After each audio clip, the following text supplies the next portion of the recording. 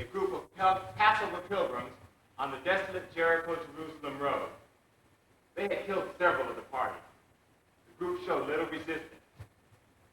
Before the highwaymen were finished, a patrol of Roman soldiers from Jericho came along and captured them. It was a simple case. The pair tried to defend themselves, but were unsuccessful. Because it was late, and there was not time to carry out the crucifixion that day, I determined to hold over sentencing and crucifixion until the next day. Late that evening, while we were preparing for bed, the servant of Caiaphas sent a message to me. He wrote that the temple guard had arrested Jesus at Gethsemane, across the Kidron Brook. Jesus offered little resistance. He assured me that Jesus would receive a fair trial from the great Sanhedrin. However, he also requested that the Antonio Guard be kept on alert for any uprisings once the news got out to the people tomorrow. I let Procula read the message, and I assured her there was nothing to worry about.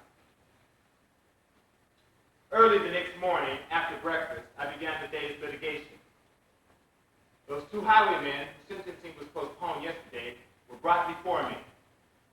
I judge you guilty, and in both cases the sentence is death. The men did not flinch. Then I called to the guard and said, "Let him be crucified, and let him be crucified." The two were taken out and prepared for the dreaded punishment.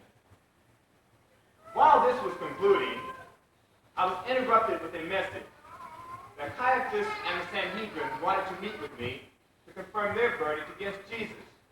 The two would not. Do not weep for me. Weep for yourself and for your children. For the time will come when you will say, "Blessed are the barren women, the wombs that never gave birth, and the breasts that never nursed."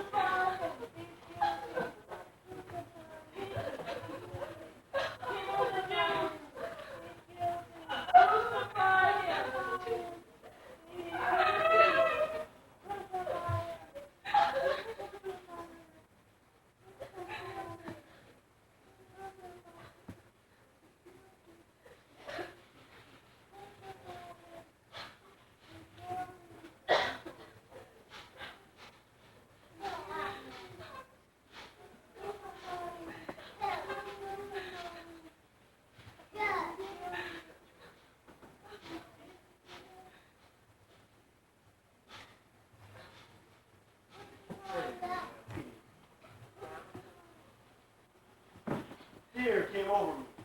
As I lifted the load of the cross of Jesus, there was a look of love and gratitude in his eyes. In the end, the only person to show me love in this strange city was the man who was put to death that very evening. Does not touch your life too?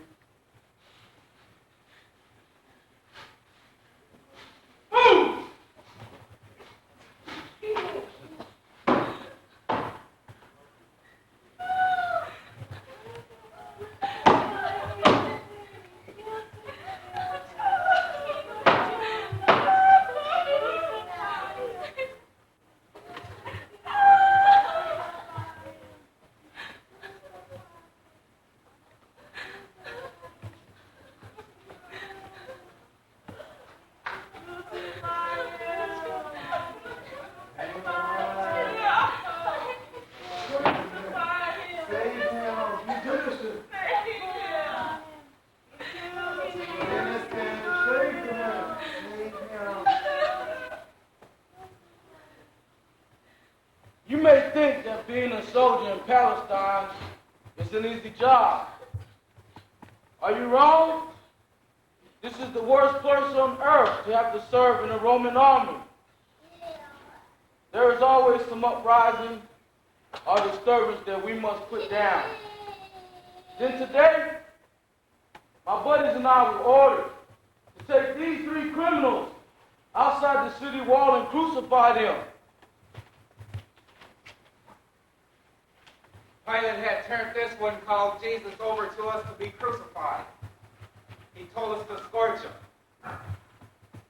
He claimed to be the Son of God, a king of the Jews.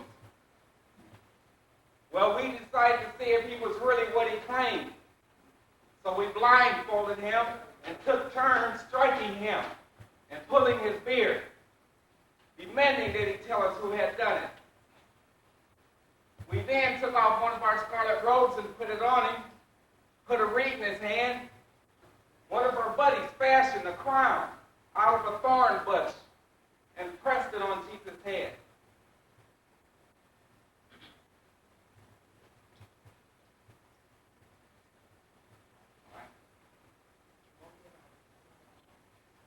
We then knelt down in front of him and mocked him. Hail, King of the Jews! Then we led him out to Golgotha to crucify him. Yes, we crucified Jesus and these 2 thieves. It was not a fun job, but someone had to do it. We had no choice because we were under orders by Pilate. The only actual pay for such unpleasant duty was that we may divide among us what few items of clothing the criminals might have. Jesus did have on a beautiful robe that had those seams in it, so we decided to gamble for it instead of turning it into 4 pieces. So at the foot of the cross, we cast dice to see who would become the proud owner of it. I am the one who received this robe. When we had nailed him to his cross and the 2 thieves to their cross, we had to keep watch. Then I heard something that I've never heard before, and I will never forget it. Jesus prayed, Father, forgive them, for they know not what they are doing. We are punished justly for what we are. We are punished justly, for we are getting what our deeds deserve. Of course, my friend is angry at God. And Take me after thy will, while I am waiting, yielding and still. Have thine own way, Lord. Have thine. He's guilty. Crucify him. He's guilty.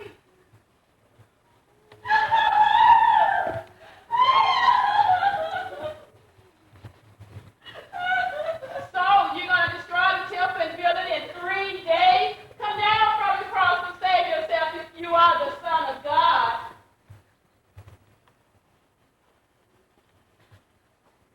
I too was present at the cross, not because I wanted to be, but it was my responsibility to see that my men carry out the orders of Pilate and crucify these 3 criminals. In fact, I had even been assigned to take my band of men to Gethsemane to arrest this man Jesus. There was something different about it. When one of his followers drew a sword and cut off the high priest's servant's ear in an effort to defend him, Jesus told his follower to put away the sword and not to use violence. This was different from most leaders of rebellions. They hated the Romans and would do their best to kill as many of us as they could. Then Jesus restored the servant's ear just like it never had happened. It was a miracle. While keeping guard there at the site of the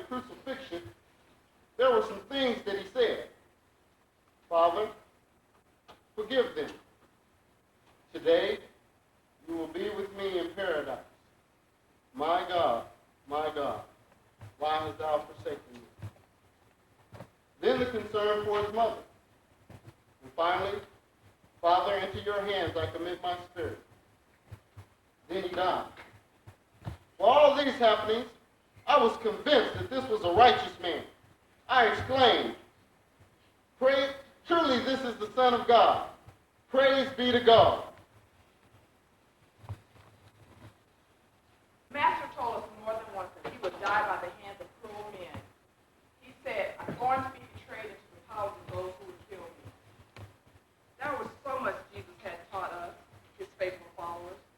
We wanted nothing more than to serve our master. Now, they have taken him away from us. We gave up so much to be with him. Our families, our homes, our friends. Salome even gave her sons for the work that Jesus was doing. Yes, I have sacrificed much for the Master. When my sons came to Zebedee and me to say they were going to follow Jesus, it would have been easy to say no. We had a prosperous fishing business. We needed all the hands we had to work the nets. But we knew in our hearts it was right to let James and John go. My sons are blessed to be called disciples of Jesus. John even became Jesus' close friend. Now he is here with the Master's mother. And I heard Jesus say to John to take his mother and care for her. Sunday, we will go to Jesus' tomb and prepare his body. Our last service for our Lord.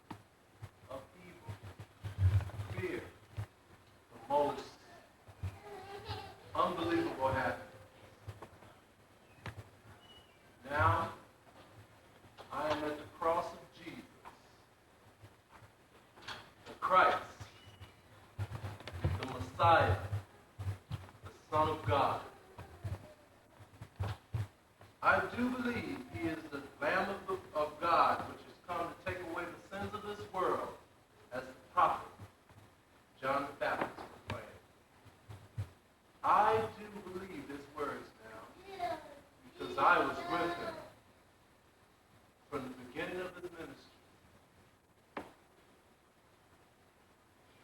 He spoke so many times about his death, but it was hard for all of us, his disciples, to understand the meaning of his words. Then last night, as we gathered in the upper room, he spoke of so many things to prepare us for this day, but still, it was hard for all of us to comprehend them all. He said, "In my Father's house are many rooms. If it were not so, then I would have told you. I am going there to prepare a place for you. And if I go and prepare a place for you, I will come back to take you to be with me, that you may be where I am. You know the way to the place of which I am going." Then he went on to tell Thomas, "I am the way, and the truth, and the life. No one comes to the Father except through me. Peace I leave with you. My peace I give you. I do not give as the world gives. Do not let your heart be troubled, and do not be afraid. I am telling you these things so that in me you may have peace. In this world you will have trouble, but take heart. I have overcome the world."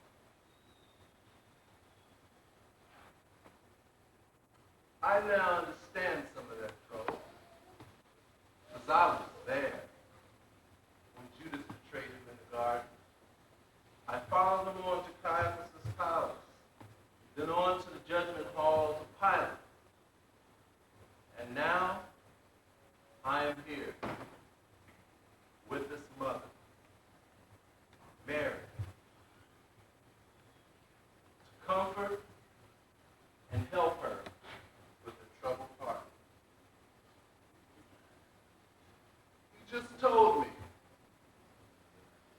"Here is your mother." He has given me the oversight of his own mother.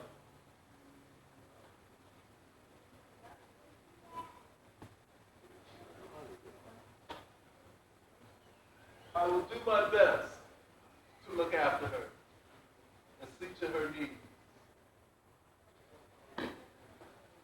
Yes, he is the Son of God.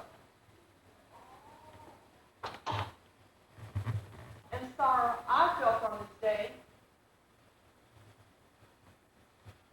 when they led Jesus away to be crucified. It was as if they were taking my life from me.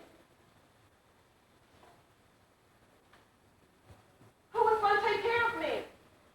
You see, Jesus is my personal redeemer.